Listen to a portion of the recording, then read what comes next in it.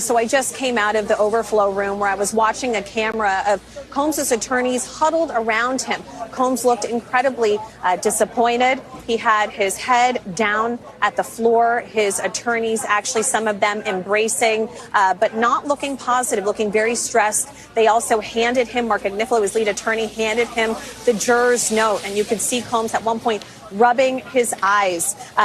Right now, we know that the jurors are unable to reach a verdict on count one, and that is the racketeering charge, the RICO conspiracy. That is the most complicated charge that Combs faces. Not only does it carry up to a life sentence, there are 8 predicate acts. Prosecutors had to prove that Combs committed at least 2 illegal activities on that list, and I'll tell you what those were.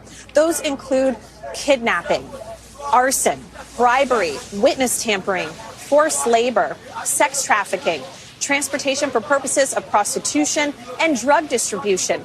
You know, yesterday we did receive a note from the jury asking about drug distribution, wanting that law reread to them.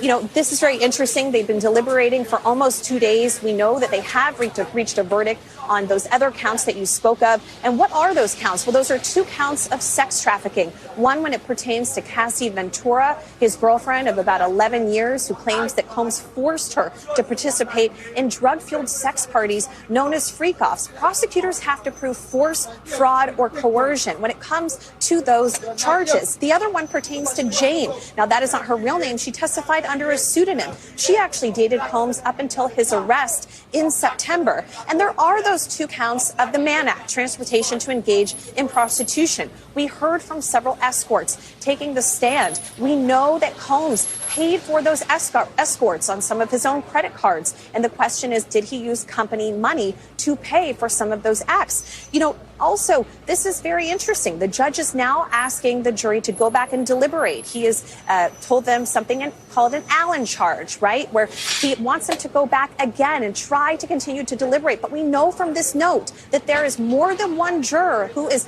as of right now, unwilling to change their position. Now, you know, something that's really interesting here is that I was in that courtroom almost every single day, and I had my eyes on those jurors. And I have said all along that I did not think that they would reach a unanimous verdict on RICO.